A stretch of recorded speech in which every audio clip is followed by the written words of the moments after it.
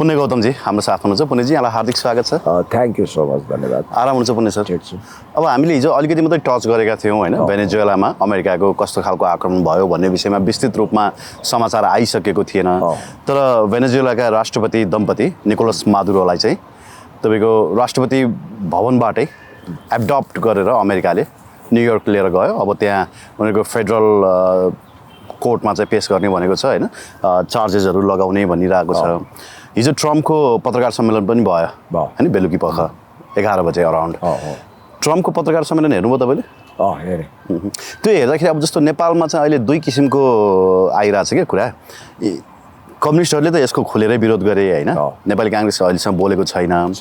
तर आम मानिसहरूमा पनि पर्सेप्सन के छ भने अरू देशको विषयमा हामी किन बोल्नु पर्यो भनिरहेका छन् होइन। तर एउटा सार्वभौम देशमाथि अमेरिकाले गरेको यो आतङ्क भनिरहेका छन् कि धेरै मान्छेले। तपाईँले चाहिँ कसरी लिनुभएको छ?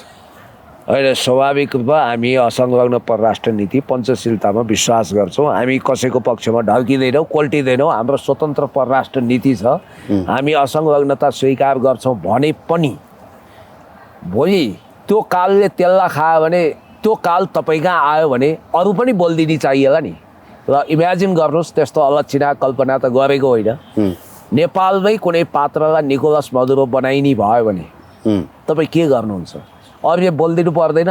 आज चीन र रुसले होला उनीहरूले रेस्क्यु गर्न सकेनन्, के गर्न सकेनन्, उनीहरूले आवाज उठाइरहेछन्। अनि हामी ठुलो ठुलो हेरेर एउटा सार्वभौम सत्ता सम्पन्न देशभित्र उसले अपरेसन चलाएर सिआइएले प्लान गरेर त्यसरी योजनाबद्ध रूपमा अर्काको देशको राष्ट्रपति भवन कब्जा गरेर बमबारी गरेर दिन दहाडै एउटा महाअपराधी जस्तो बनाएर हातमा हतकडी लगाएर उसलाई समुद्रको बाटो हुँदै हेलिकप्टर लडाकु विमानबाट आफ्नो देशमा लान्छ भने उनी के कारणले गिरफ्तार भए? के उनी संसारमै कुख्यात रूपमा आतङ्क मच्चाएका अथवा जसरी एडल्फ हिटलरले नरसंहार गरे, मुसोलिनीले गरे, त्यसरी मानवता विरोधी अपराध गरेका पात्र हुन्? होइनन्। के उनले अमेरिकाको कुनै नागरिकलाई वा अमेरिकनहरूलाई अथवा अमेरिकामा घुसेर कुनै सिक्रेट मिसन चलाएका थिए, अपरेसन गरेका थिए? थिएनन्। उनको अपराध सिर्फ यही थियो कि उनी वास्तवमा अल टाइम बेस्ट लेजेन्डरी महान राष्ट्रवादी दिवंगत नेता वामपन्थी राष्ट्रपति जो कर्णेल पदबाट बिट्रेड गरेर उनी राष्ट्रपति चुनिएका थिए। दैव संयोगले छोटो आयु थियो, उनी भगवानको प्यारो भए र उनको सक्सेसर बनेर भेनेजुएलालाई राष्ट्रिय स्वाधीनता र मुक्तिको बाटोमा लानु उनको अपराध थियो। तपाईँलाई अर्को कुरो म भन्छु, यिनी यस्ता व्यक्ति हुन्। आज हर्क साम्पाङज्यूले एउटा वर्किङ क्लासको कुरा गर्नुभएको छ। यी वास्तविक वर्किङ क्लासका मान्छे। यिनको पृष्ठभूमि ड्राइभर हो। पहिला निकोलस मदुरो हो, ड्राइभर हुन्। उनको श्रीमती चाहिँ वकालतको पृष्ठभूमिबाट आएको, एजुकेटेड हुन्। पछि यिनले स्वअध्ययन गरे, ओपन युनिभर्सिटीबाट ग्रेजुएट भए जस्तो लागेको छ त्यहाँबाट होइन। यिनी ड्राइभर हुन्, धेरै सङ्घर्ष गरेर आएको इमान्दार मान्छे हो। यिनले कुनै सम्पत्तिमा लुट खसोट गरेका छैनन्, यिनीसँग कुनै चार्जेस छैन। अब यिनलाई कुन अदालतमा चाहिँ पेस गर्ने? मानवता विरोधी अन्तर्राष्ट्रिय अदालतमा, हेग अदालतमा पेस गर्ने कि? यिनले गरेको सिर्फ अपराध यति हो कि त्यहाँका खनिजको राष्ट्रियकरण गरे अनि त्यो देशलाई आर्थिक रूपमा समृद्ध बनाए। मोस्ट ऑयल रिच कन्ट्री मध्ये एउटा हो भेनेजुएला। क्यारिबियन टापु राष्ट्रहरूको, ल्याटिन अमेरिकी देशहरूको रिप्रेजेन्ट गरेर विश्व मञ्चमा देशलाई प्रतिष्ठित बनाए। अनि त्यसपछि ब्रिक्सको डायलग पार्टनर भए। त्यति मात्रै होइन, साङ्घाई कोअपरेसन अर्गनाइजेसनको ग्लोबल समिटमा पनि देखा परे। रुस र चीनसँग स्ट्राटेजिक एलायन्स गरे, व्यापारिक सम्झौता गरेर त्यहाँ भएको मिनरल्स, त्यहाँ भएको तेलको विशाल स्रोत, ग्यासको विशाल भण्डार अमेरिकाको कब्जामा पर्न दिएनन्।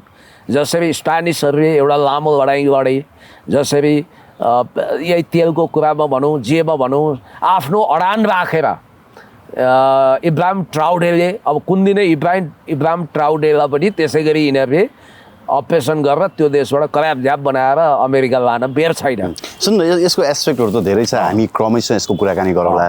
तर मेरो मनमा स्ट्राइक भएको एउटा कुरा चाहिँ अमेरिकाबाट हजारौँ माइल पर होला भेनेजुएला होइन, त्यहाँ ऊ सिक्रेटली जान्छ होइन, सिक्रेटली मिसन लन्च गर्छ अनि चिलले सिनो टिपेर लग्या जस्तरी होइन त्यो देशको राष्ट्रपतिलाई लिएर जान्छ। त्यो देशको डिफेन्स सिस्टमले काम गर्दैन, त्यो देशको सेनाले काम गर्न सक्दैन, त्यो देशको सेना हेरै गर्छ होइन।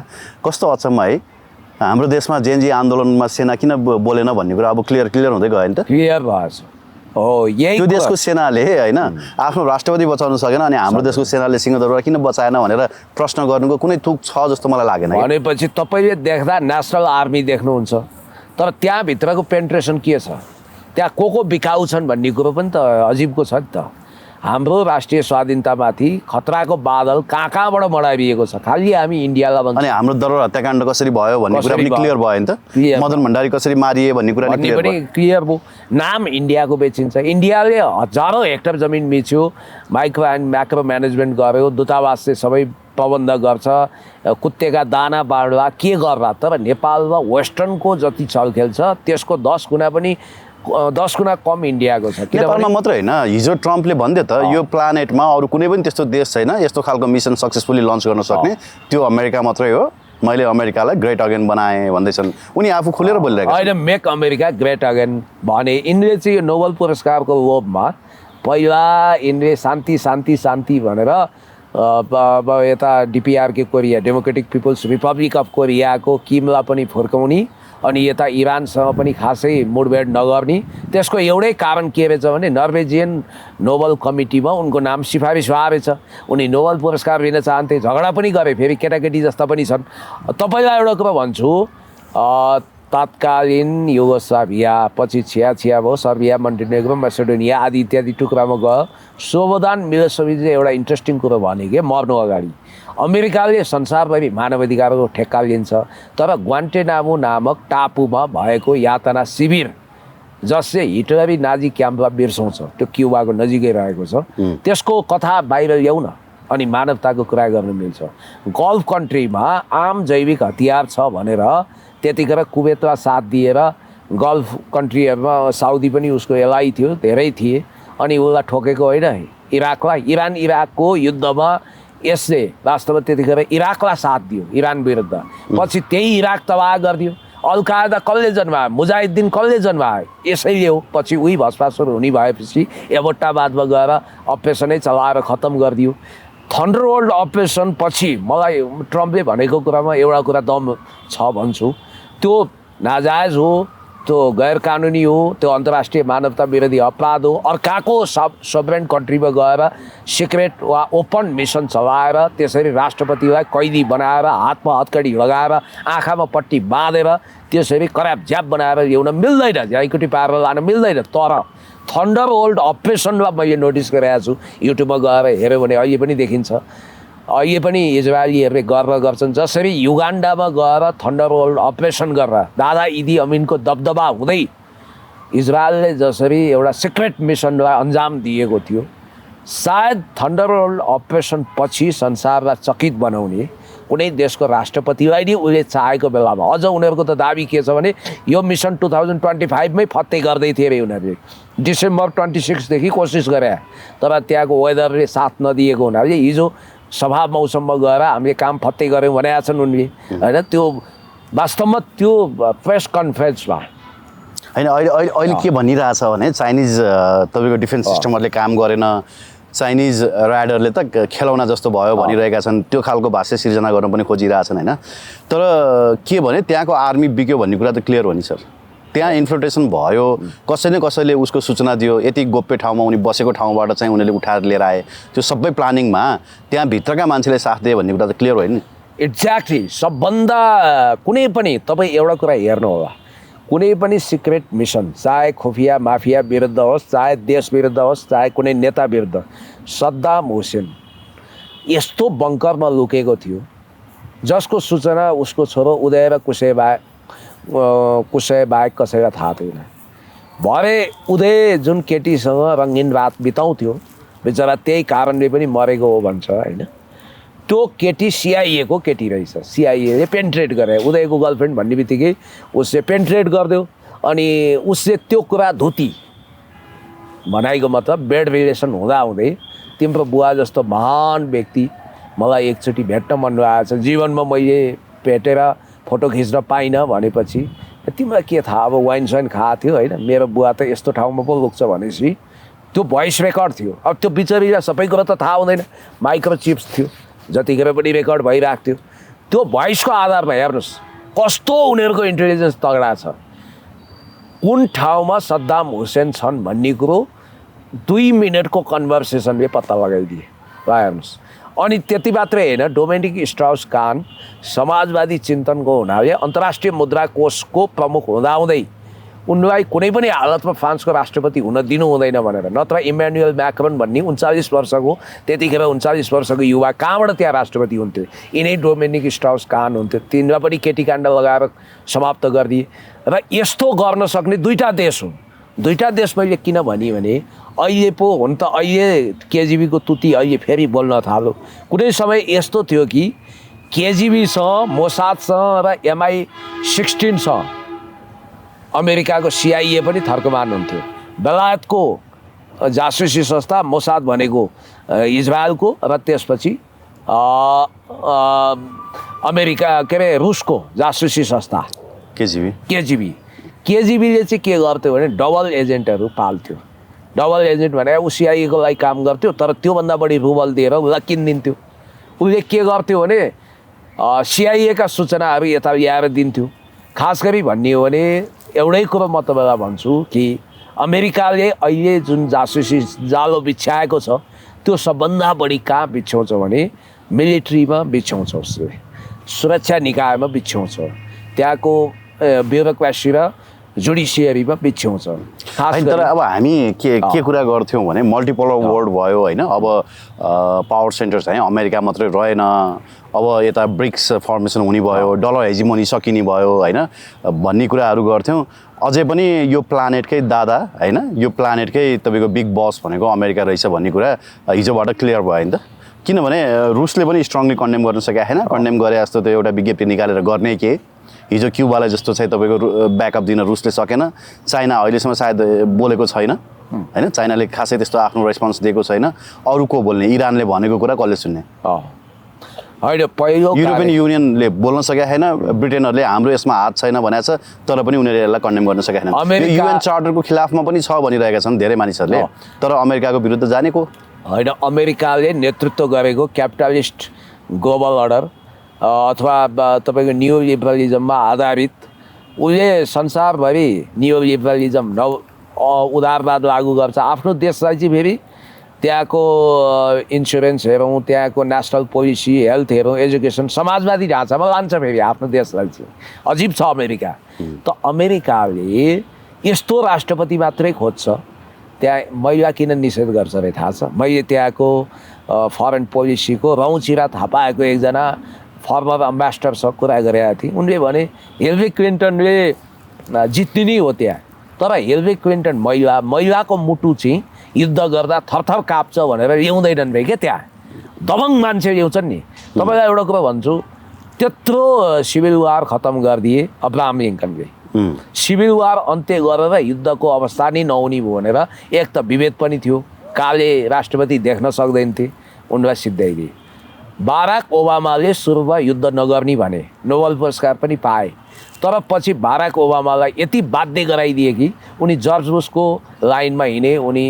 अनि क्लिन्टन अमेरिकाको भनिन्छ पछिल्लो समय सन् 1985 पछिको उत्कृष्ट राष्ट्रपतिको सूची बनायो भने 1 नम्बरमा नाम आउँछ भनेको तिनै क्लिन्टनले समेत तपाईँको चाहे सर्बियाको गृहयुद्धमा आफ्नो सिक्रेट मिसन प्रयोग गरेको होस्, चाहे गल्फ युद्धमा होस्, उनले सिनियर बुसको नीतिलाई नि निरन्तरता दिए। अनि त्यसपछि उनकै पालाबाट सुरु भइसकेको थियो अफगान मिसन।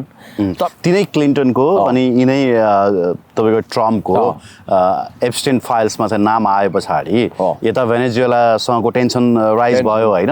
अचानक यो मिसन उनीहरूले लन्च गर्यो भने पछाडि कतिपयले के भनेका छन् भने यो एप्स्टेन फाइल्सबाट चाहिँ ध्यान भड्काउनको लागि ट्रम्पको कुटिल रणनीति हो भनिरहेका छन्। It may possible. तपाईँलाई एउटा कुरा भनौँ, जोन बोल्टनले सुरुमा एउटा बवन्डर गरे।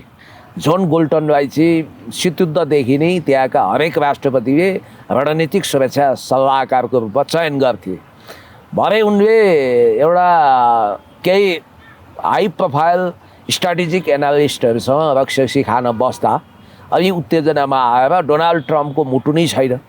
अच्छा उनले त के भने भने गोप्य अङ्गमाथि पनि मलाई शङ्का छ होइन, त्यसको आकार प्रकारमा यो मान्छे कसरी अमेरिकाको राष्ट्रपति हुन सक्यो, मलाई त झ्याउ लागिसक्यो योसँग काम गर्न भन्ने कुरो चाहिँ डोनाल्ड ट्रम्पले थाहा पाएपछि ए मेरो मर्दाङ्गीलाई त चुनौती दिने भाग भनेर फायर गरिदिए। त्यो जुनै मलाई मन परेन भनेर बाहना चाहिँ त्यो बनाएको थिएँ। त यिनको एउटै ध्येय थियो, यिनी शान्ति शान्ति शान्ति भन्थे। पहिला किमलाई धम्क्या होइन, यिनी त अनिखेरि यिनीमाथि त अन्तर्राष्ट्रिय अदालतमा त मुद्दा चलाउनु पर्ने हो। त्यो जेफ्री एप्स्टिनको सिक्रेट आइल्यान्डमा यिनी के गर्न पुगेका थिए, जहाँ नाबालिकाहरूलाई चाहिँ थुनेर तपाईँको यौन शोषण गरिन्थ्यो, किशोरी अन्डर एजका त्यो अभियोगमा त्यो ठाउँमा सुसाइड पनि गरे, जेल पर्न। कहाँ सुसाइड गर्नु, तपाईँको 2019मा जब यिनै ट्रम्प प्रेसिडेन्ट थिए, उनको मृत्यु चाहिँ जेलभित्र रहस्यमय तरिकाले भएको छ भन्छन्, त्यसलाई चाहिँ सुसाइड भनियो भन्छन् होइन। त्यही भएर पनि एप्स्टिन फाइल्स चाहिँ सार्वजनिक गर्नुपर्छ भनेर अहिले जस्टिस डिपार्टमेन्टले सार्वजनिक गर्दै गर्दाखेरि यो काण्ड आउनु भनेको पोर्न स्टारसँगको लफडा छ। त्यति मात्रै होइन, यो त मानवाधिकार शान्ति लोकतन्त्र भने अमेरिकाको लागि देखाउने दाँत हो। उसले अरूलाई सानो कुरामा हेर्नुहोस्, कानुन कति कडा बनाएको छ अमेरिकामा, तपाईँले घोरेर हेर्नुभयो र उसलाई सेक्सुअल हेरेसमेन्ट भयो भने तपाईँ सिधै कोर्टमा उभिनुपर्छ। अनि त्यही देशले चाहिँ फेरि के गर्छ, मानवता विरुद्ध युद्ध अपराध स्टेट तहबाट ठुल्ठुला क्राइम गर्छ र उसको लागि त्यो जायज हुन्छ। उसले जुनसुकै देशमा हस्तक्षेप गर्छ, जसको सार्वभौम सत्तामा पनि गएर घुसेर अपरेसन गर्न सक्छ, ऊ विश्वको ग्लोबल पोलिसिङको पनि भूमिका खेल्छ। अमेरिकाको मलाई लाग्छ जोन अफ केनेडी मारिनुको एउटा विशेष कारण victory has thousands father but defeat is always orphan भन्थे। हुन त मर्लिन मुनरोले पनि उनलाई धेरै कमजोर बनाएकी थिइन्, हलिउड नायिकाले भनिन्छ। उनलाई गोली हानेर मार्नुको कारण क्युबाको मिसाइल क्राइसिसमा सोभियत सङ्घसँग जुन लफडा पर्दै थियो त्यतिखेर युद्ध गर्नुपर्छ भन्ने सिआइएको सिफारिसलाई उनले मानेनन्। उनी युद्धवादी राष्ट्रपति थिएनन्, त्यसकारण त्यहीँभित्र घुसपैठ गरेर उनलाई सिद्धाइदिए। र यो डोनाल्ड ट्रम्पले नोबल शान्ति पुरस्कार पाउन मात्रै शान्तिको माला जप्याएछन्।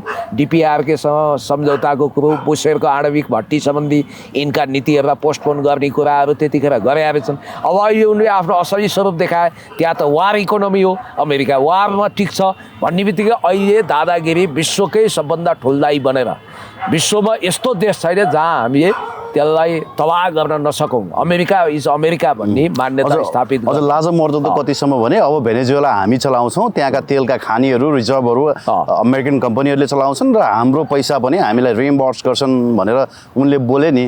यो त आधुनिक विश्वमा मलाई चाहिँ पाच्छे लागेन क्या। तपाईँको अहिले बुर्किना फासोमा भएको मिनरल्स एन्ड माइन्सहरू, सुन खानी, तामा खानी, अरू बहुमूल्य खनिजहरू, त्यहाँका तेल कुवाहरू, त्यहाँको अमूल्य प्राकृतिक सम्पदालाई रक्षा गर्नको निम्ति इब्राहिम ट्राउडेले तत्कालीन राष्ट्रपति थोमस सङ्कराको लाइनमा हिँड्ने फैसला गरिसकेपछि अब दोस्रो नम्बर लाग्यो ट्राउडेको भन्छन्। किनभने ट्राउडेको कारणले हुन त यिनीहरूको होल इतिहास हेर्दा साम्राज्यवादको लुट खसोटमै रहेछ। अटोमन साम्राज्यले पनि त्यतिखेर टर्की वरिपरिका थुप्रो देशलाई कमार आर्कातुकको आफ्नो नामवाला ठुलो तपाईँको एक्सटोर्सन गरेकै हो, पाइलेज गरेकै हो। त्यसपछि फ्रेन्चहरूको आयो, फ्रेन्चहरूले पनि गरेकै हो, स्पेनिसहरूले पनि लुट खसोट गरेकै हो। त्यही भएर open veins of the Latin America 5th century of pillage of कन्टिनेन्टमा 5 सेन्चुरीको लुट खसोटको विषयमा एडवर्डो गोल्वानी चिलीको लेखकले स्पष्ट रूपमा त्यो नसा सार्वजनिक गरिदिएका छन्। र अब नेपाल हेर्नुहोस्, यहाँ नजानिदो तरिकाले जेलेन्स्की अबको चुनावबाट नेपालमा जेलेन्स्की जन्मिन्छ भन्थे होइन, हामीलाई विश्वास लागेको थिएन। अब उसले तेलको लागि त त्यस्तो गर्छ भने अब युरेनियमको लागि गर्दैन। युरेनियम प्लस चिन छ नि त, चिनलाई घेरघार गर्नु छ, भारतलाई चेक गर्नु छ। अनि त के घेर्नु, चिनसँग त हातै मिलाइसक्यो। चिन घेर्ने भने त मलाई एउटा एकादेशको कथा जस्तो लाग्छ।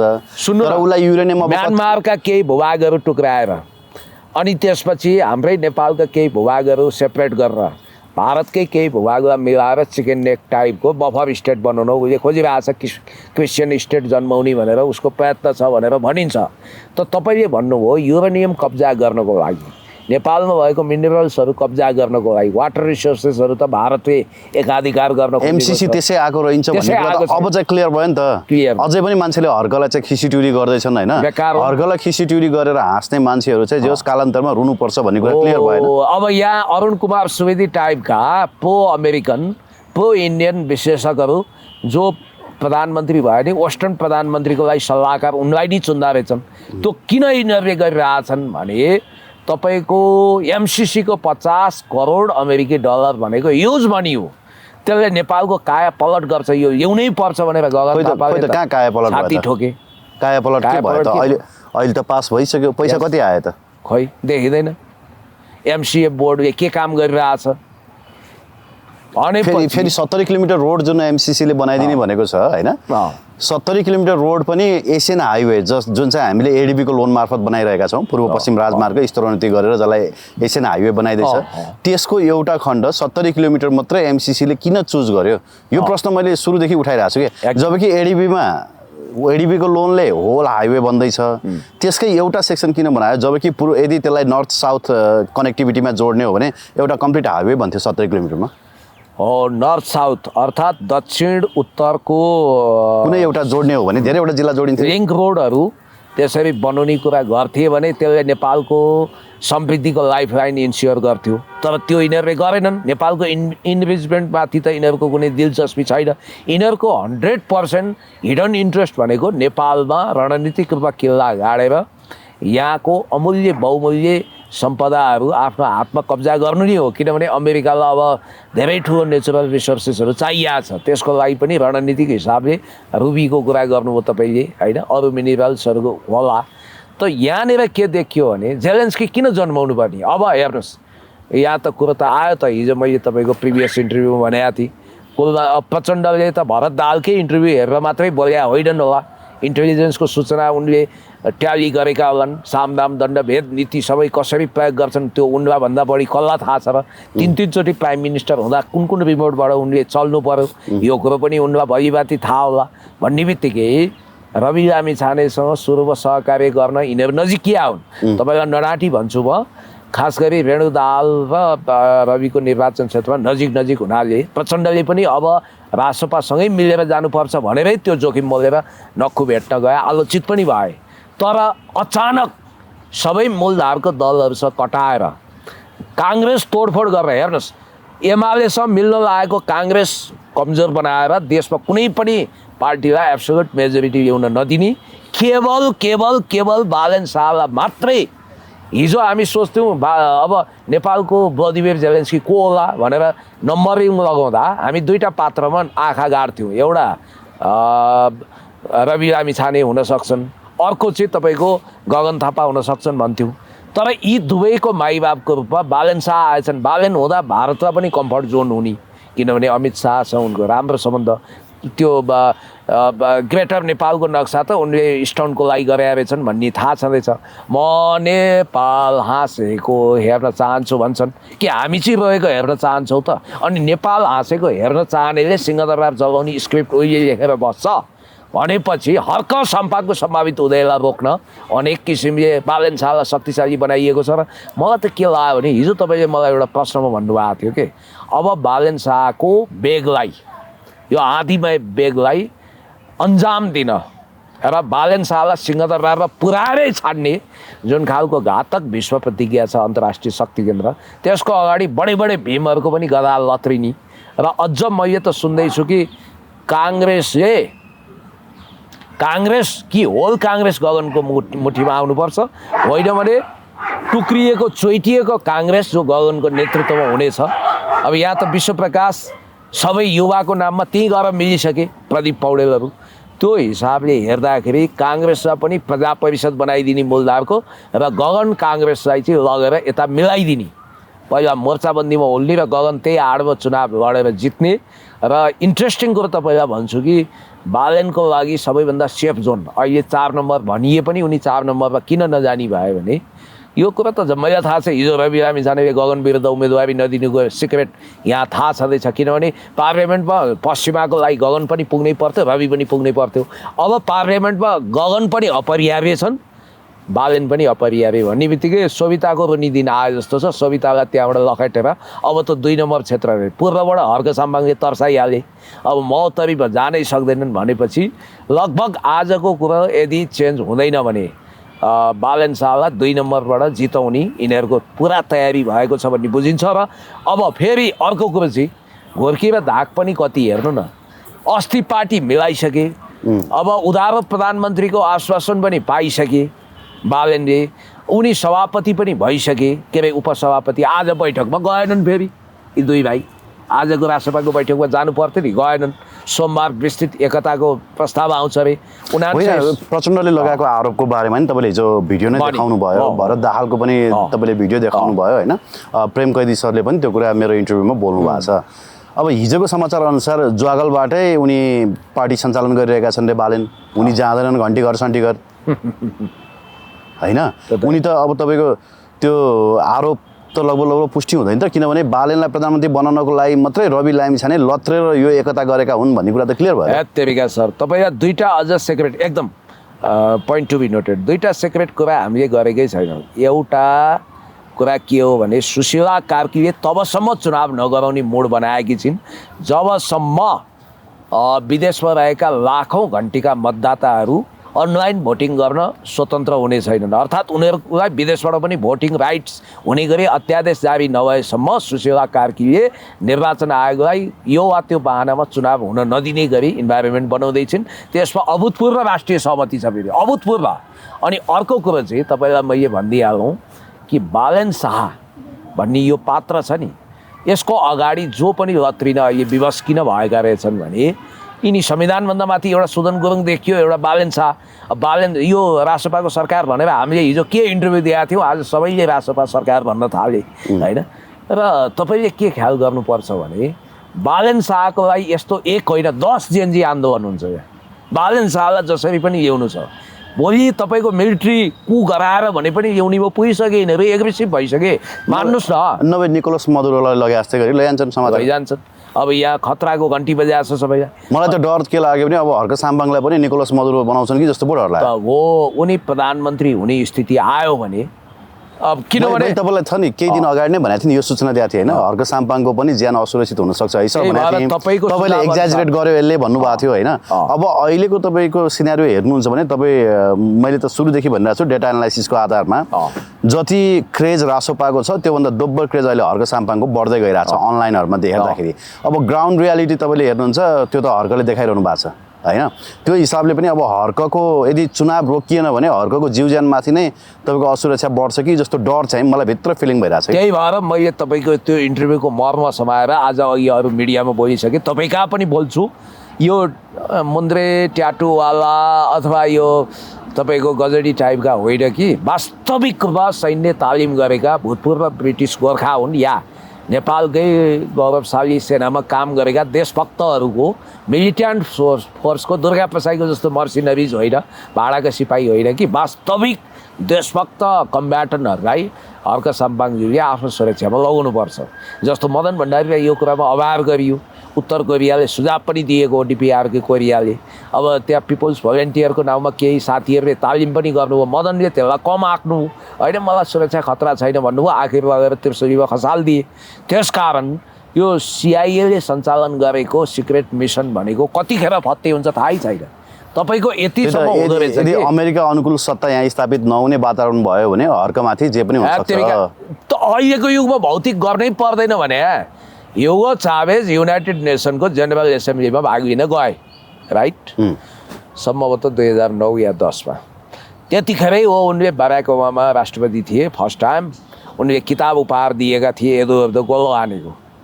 ह्युगो चावेजले बनाएको देश यति कमजोर होला त सर, म छक्क परेँ कि ह्युगो चावेजको बारेमा त हामीले कति सुन्यौँ होइन, कति अमेरिकासँगको उनको टक्करको विषयमा हामीले कति पढ्यौँ, कति सुन्यौँ। आज हेर्नुहोस् त्यही देशबाट होइन गिद्धले सिनो लिएर गएको जसरी आएर भुर्र लिएर गयो, कस्तो अचम्म लाग्यो सर। त्यो देशको सेना यदि नबिकेको भए यो सम्भव हुन्थ्यो त भनेको मलाई मेरो मनमा चाहिँ यही स्ट्राइक गरिरहन्छ। तपाईँलाई एउटा कुरो भन्छु सुन्नुहोस् है, खुफियाहरू कति सही कुरा हो, यसमा मैले एउटा थप्नु छ। मान्छेले हेर्छन् मिलिट्री अपरेसनले मात्रै मान्छेलाई खुत्रुक्क पार्छ, समाएर मात्रै सिद्धाउँछन्, तर तपाईँलाई के थाहा जब उनलाई असामान्य क्यान्सर छ भन्ने कुरो कर्नल गद्दाफीले थाहा पाए, उनको विशेष मित्र ह्युगो चावेजलाई फोन गरे। ह्युगो चावेज एकदम सिरियस बिरामी थिए।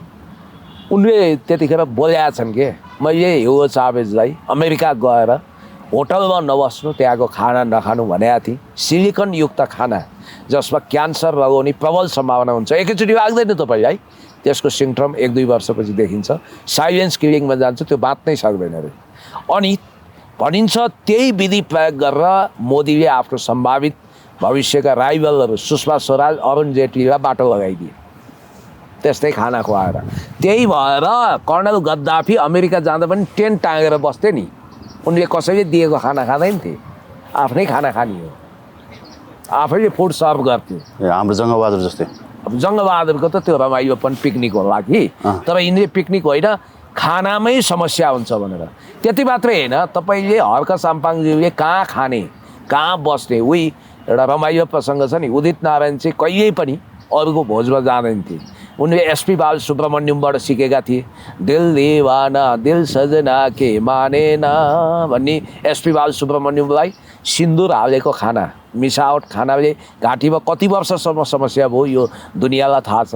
एउटा सेलिब्रिटी गायक बलिउडमा हेर्नु त जब ऊ सुपरस्टार हुन्छ भन्ने बित्तिकै दिव्या भारतीलाई लगेर कहाँबाट साजिद डाडिवालासँग गुप्त विवाह गरेका थिइन्, कहाँबाट लगेर खसालेर मारिदियो। ल हेर्नुहोस्, सञ्जय दत्तलाई घरमा दाउद इब्राहिमको उनी सुपरस्टारको हिसाबले निकै अगाडि बढेका थिए। वास्तवमा दाउद इब्राहिमकोले दिएको AK-47 राइफल उनको घरमा छ भन्ने हिसाबले टाढा लगाएर के गरिदिए भन्नाले कुरा के हुन्छ भने अमेरिकासँग अथवा वेस्टर्न कन्ट्रीसँग पंगा लिएपछि त्यसलाई कुन हिसाबले उनीहरू सिद्धाउँछन्, उसको कमजोरी के छ पहिला हेर्छन्। केटी काण्ड लगाउन सकिन्छ। मोदीलाई चाहिँ एसासिनेसन गर्नको लागि आएको मान्छे बाङ्लादेशमा पक्राउ पर्यो भन्ने कुरा छ नि, अलिकति र्युमर जस्तो मात्रै लागेको थियो। अब चाहिँ क्लियर भयो नि त। अनि पछि मोदी बाध्य भएर उनीहरूसँग चाहिँ तपाईँको सेक्युरिटी उ गरे, एक्ज्याक्टली सम्झौता गरे। सही कुरा हो होइन। अहिले जस्तो रहमान डकैतको कहानीमा आधारित धुरन्धर फिल्म आएको छ। त्यो फिल्म मैले हेर्न त पाएको छैन, तर त्यसको रिभ्यू हेरेँ। एकचोटि हेर्नु पर्ला जस्तो लागेको छ। युट्युबमा आउँछ कि नेटफ्लिक्समा गएर हेर्नुपर्छ, थाहा छैन, नेटफ्लिक्समा हेर्नुपर्छ। त त्यसको कथा मैले सालाखाला थाहा पाएँ। अहिले पाकिस्तानमा त्यसको विरोध भइरहेछ। असम चौधरी जसको भूमिका चाहिँ सञ्जय दत्तले निर्वाह गरेका छन्, चौधरी असम त्यहाँको एसपी, दबङ्ग एसपी, कसैले उनलाई नायक भन्छन्, कसैले खलनायक। रहमान डकैतलाई हिरो बनाएर त्यहाँ चौधरी असमलाई भिलेन बनाइएको छ। उनको पत्नीले पनि त्यसलाई एकदम अस्वीकार गरेका छिन्। भन्न नसकिने, इन्टरभ्यूमा भन्न नसकिने, कमसेकम उनीहरूले त भन्न सक्दैनन्, मैले सक्छु नि त। बुझ्दाखेरि के बुझिन्छ भने सारा तपाईँको इन्काउन्टर स्पेसलिस्टको रूपमा 101 गुन्डालाई मार गिराए। चौधरी असलिम वास्तविक चौधरी होइन, जमिनदार होइन, उसलाई चाहिँ दबङ्ग पर्सनालिटी हुनाले आज पनि गएर चौधरी असलम भन्ने सर्च गर्नुहोस्, तपाईँले उनको भिडियो र इन्टरभ्यू हेर्नु भने तपाईँलाई लत लाग्छ। त्यस्तो काबिल किसिमको दबङ्ग, वास्तविक पर्दाको दबङ्ग हिरो भन्दा पनि तपाईँको तिस्मार खान भन्दा नि चर्को छन्। त्यो मान्छे कतिखेर चाहिँ सिद्धियो थाहा छ। हेर्नुहोस्, अमेरिकाले उनले के बुझेनछन् भने तालिबानमाथि डबल फन्डिङ थियो। पाकिस्तानलाई तर्साउन के तालिबानलाई अमेरिकाले आफ्नो ग्रिपमा लिएको रहेछ हो। उनले नजानेर तालिबानका 2 जना मान्छेलाई अपरेसनमा उडाइदिए। त्यो मध्ये एउटा रहमान डकैत पनि रहेछ। रहमान डकैतलाई 2009मा उनले इन्काउन्टर गरे। रहमान डकैत भनेको तपाईँको अमेरिकाको पेन्ट्रेट रहेछ, उसको खबरदार इन्फर्मर पनि रहेछ। उसले गुन्डागर्दी मात्रै गर्दो रहेछ, रबिन हुड इमेज बनाएको थियो भनेपछि अमेरिकासँग सम्बन्धित कुरालाई खरोच पनि आयो भने उनीहरूले छोड्नेवाला छैनन्। अब यहाँ बालन साहब विरुद्ध बोल्न पनि डर लागिसक्यो। अब इन्टरभ्यू खत्म गर्ने कि क्या? हस्, थ्याङ्क यू सो मच।